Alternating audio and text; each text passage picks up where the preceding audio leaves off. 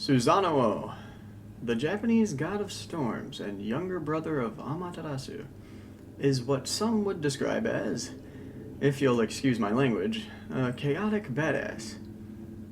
Looking at the Kojiki as detailed in traditional Japanese literature and anthology beginning to 1600, as graciously scanned for me by John Mertz, and the Nihon Shoki as translated by DeBerry in our course material, I hope to detail the wild and bizarre feats that Susano-o created in his time being one of the myriad of the Shinto deities, before also detailing his current shrine, the Susa Jinja, and its many traditions and rituals. From Susano-o's birth from the washing of Izanagi's nose, Susano-o was already being a little shit. Being given rule over the earthly sea, he decided that he'd much rather see his mother in Yomi, and his weeping for her caused him to be expelled from heaven and forced to remain in the earthly realm.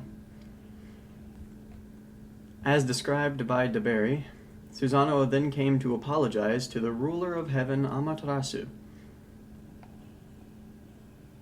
and in doing so created a credible source for Japan's imperial line through the almost incestuous crunching of Amaterasu's long string of jewels that were wrapped around her to make imperial babies, including the great Augustness, truly conqueror I conquer, conquering, swift, heavenly, great ears, who is my favorite of the many one-off names that never gets mentioned again in the Kojiki or the Nihon Shoki.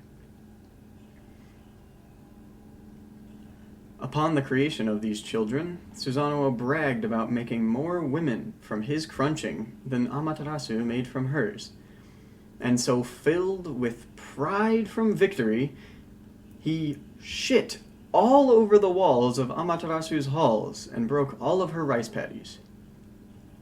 When Amaterasu decided to turn the other cheek and pretend he had simply been drunk, he ripped a hole in her sewing room and dropped a dead, skinned horse inside, causing Amaterasu to strike her own genitals and seal herself away, causing the story of the rock cave that we covered in class. The Nihon Shoki and the Kojiki both describe Susano-o's exploits following his expulsion from heaven, from the dead horse dropping as stated earlier, in about the same way. Susano-o comes to the town of Suga in Izumo and is approached by a man and a woman called Hand-Stroking Elder and Foot-Stroking Elder about how their village had been attacked by the eight-headed snake Orochi. Susano-o, being the noble man he is, said, "What's in it for me?" and asked for their daughter as a gift. Having come to their agreement, Susano-o created 8 walls for which Orochi would have to break through, and made 8 barrels of distilled sake to entice Orochi with at each wall. The battle commenced after the breaking of the walls, and the strategy to make Orochi so drunk he wouldn't be able to attack worked.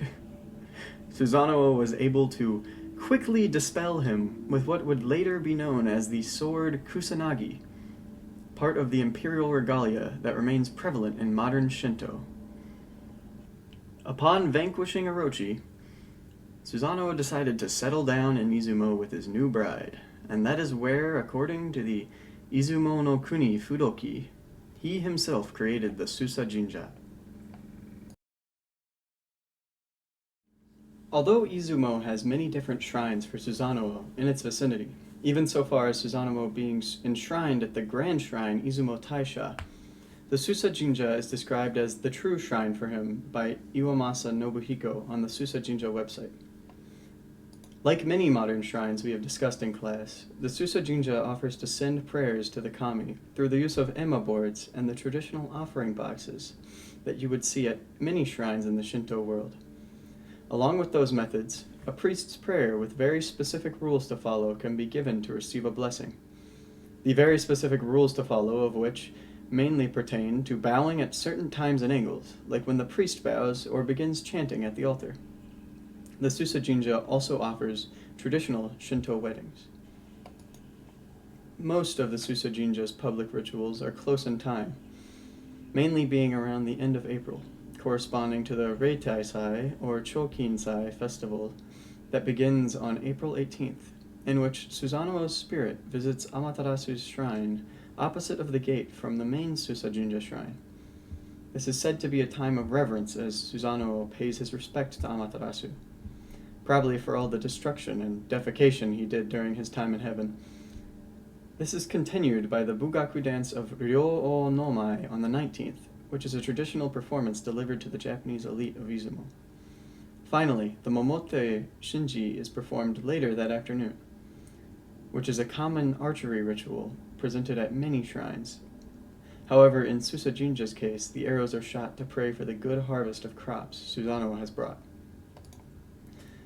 The Susa Jinja is described to have 7 wonders attributed to it, the first of which is a saltwater well that is said to be connected to the Japanese sea from the shrine.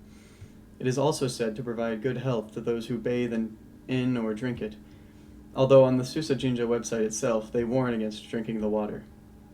Another is a large pine tree that is said to possess both the male and female genders, although the current tree is a replacement for the original.